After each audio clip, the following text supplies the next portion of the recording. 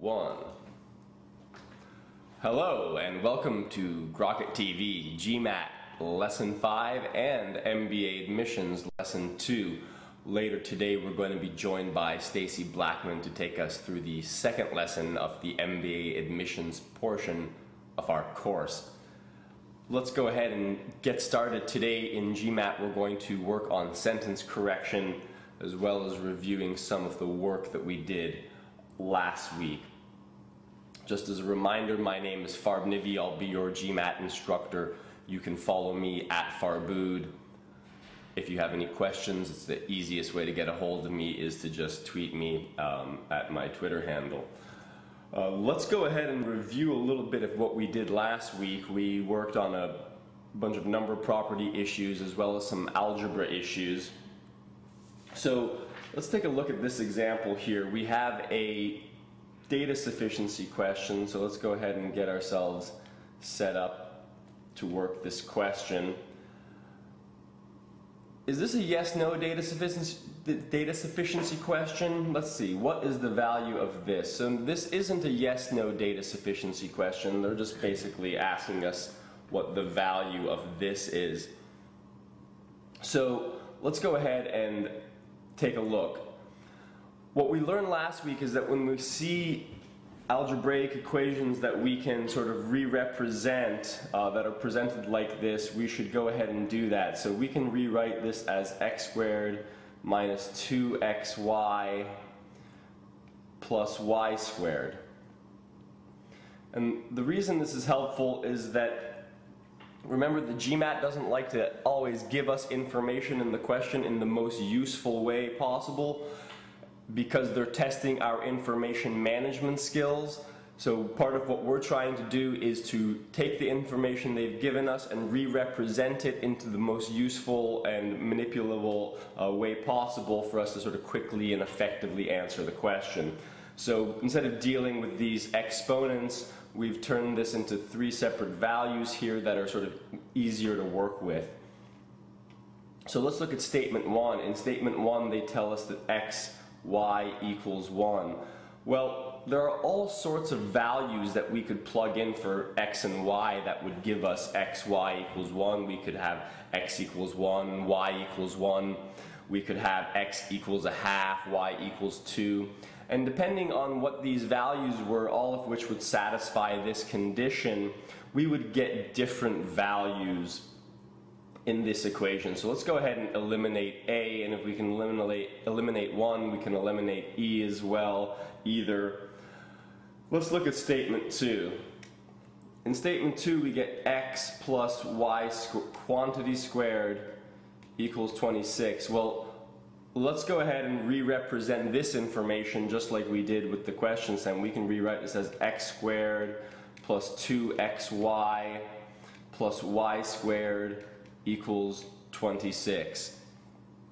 So just like in statement 1, there are all sorts of values that I could come up with for x and y that would satisfy this condition. And if I plugged those in, I would get different values for this, or the stem portion of the question. So I don't think 2 will get us there either. Now the question is,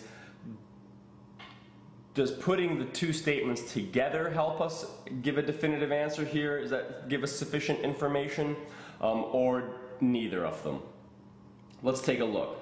If we take both statements to be valid and we take the information from both of them, we can take this xy equals 1 and plug it in over here. So we would get, just to do it in green, we would get x squared plus 2 plus y squared equals 26. If we subtracted 2 from both sides, we'd get x squared plus y squared equals 24. Okay, so if we know that that's the case, well, let's rewrite this equation over here. Let's rewrite it as x squared plus y squared minus 2xy. Well, you see we have x squared plus y squared there, we have x squared plus y squared there, so let's bring this equation down over here. we can substitute this 24 into this y squared, x squared plus y squared. That will give us 24 minus 2xy. And remember, we're taking both statements' information into consideration here. We know that xy equals 1 if we substitute 1 over here, and the reason I'm not doing it is because I just want to point out that at this point we have sufficient information. We can plug in the 1, we'd get 24 minus 2 is 22, and that's what the value of x minus y quantity squared would be, but we don't need to actually do that. At this point, we should stop and pick an answer that both statements together are sufficient. Great. So, re-representing the information that the GMAT gives us in the math questions is really the first thing I'm looking to do when I'm working a math question. Let's take a look at another question reviewing from what we did last week. Another data sufficiency. Let's get ourselves set up. You should be doing this at home on some scratch paper while I'm doing this here, and either re-representing what I'm writing to practice along with me, or to write exactly what you would be writing if you were working on the test. So let's see, do we have a yes-no data sufficiency question? Let's be GMAT robots. If S is less than 0, is T greater than 0? Yes, we're dealing with a yes-no data sufficiency question here. We just need to know whether or not we have sufficient information to tell us definitively one way or the other is T greater than 0. So let's take a look at statement 1. In statement 1, we have T plus S is less than 0. So let's come up with some values here. We could do -2 plus -3. Is that less than 0? Sure. That's going to give us -5, so that works. So we satisfied this condition, and the answer to the question is no, T is not less than 0. Now, can I disprove this? Let's go ahead and try and disprove this. Let's say T is 2, and S again is -3. Is that less than 0? Sure, that's -1.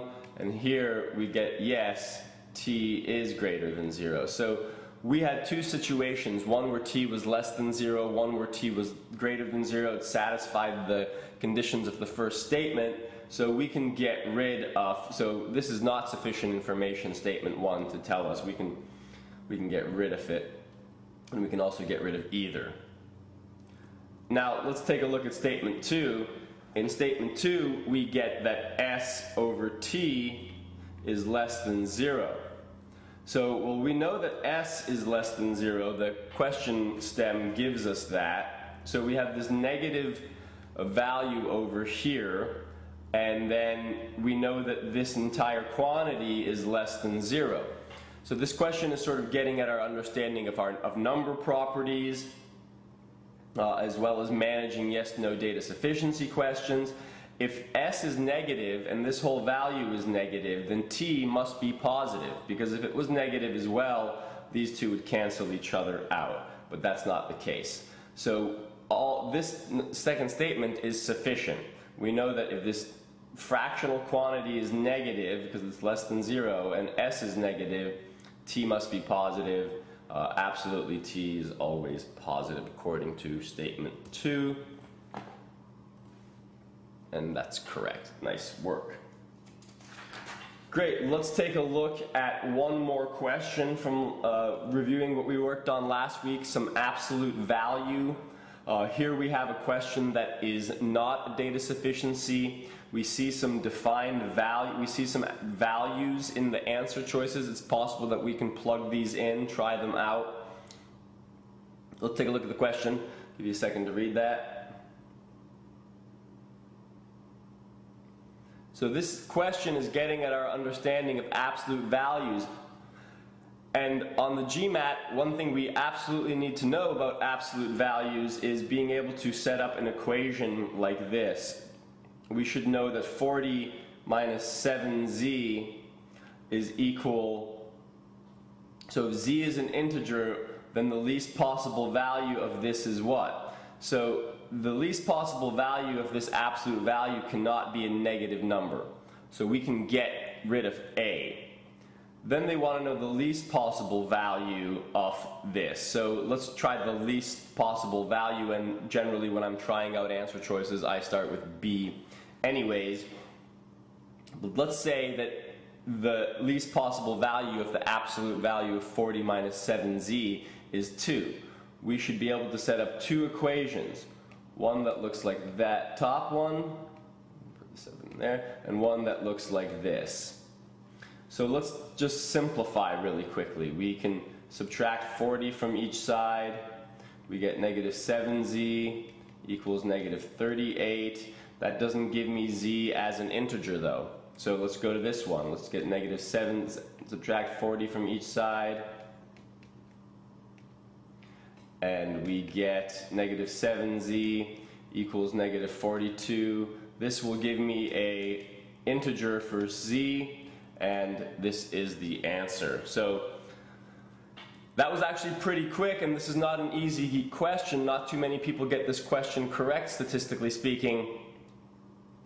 At Grockit, we apply the same algorithms, the IRT, item response theory algorithms that standardized tests are built on. And we know that statistically speaking, this question is difficult for people.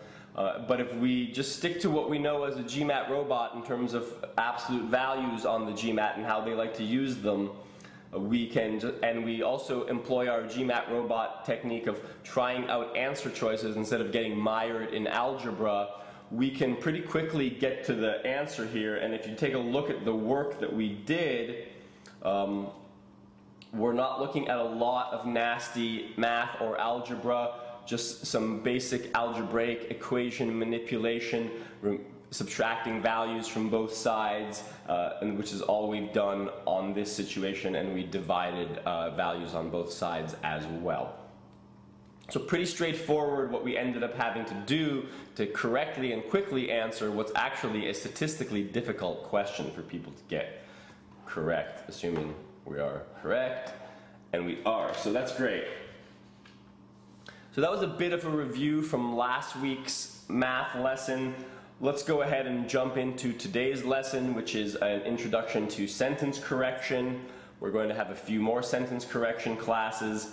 Today we're just going to get started and talk a little bit about grammar and sentence correction on the GMAT. So the GMAT is obviously a test written in English. And English is an interesting language, especially for people to learn not as their first language. English is a very idiosyncratic, lots of exceptions to all of the rules type of language, and even goes so far as in English we can pronounce this like we pronounce this. We can pronounce G-H-O-T-I like we pronounce fish if we wanted to.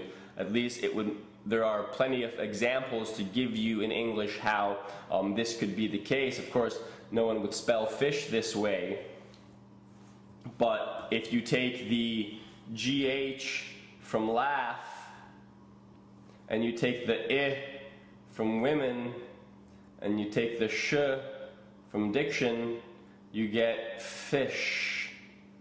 So English is a sort of pidgin language. It has absorbed languages and grammars and words from languages all over the world for hundreds of years now. So don't be discouraged if you find it a little challenging to get your head wrapped around. The nice thing about the GMAT is that they keep it pretty old school in terms of the grammar and the issues that they're trying to get you to address, and also they're not addressing every possible grammar rule that exists. They're addressing a sort of set number of them. If we can understand those really well, we should have good coverage on the bulk of what the GMAT will test us on. So don't be discouraged. This is learnable. They're information management challenges more than assessments of your English mastery. Keep that in mind.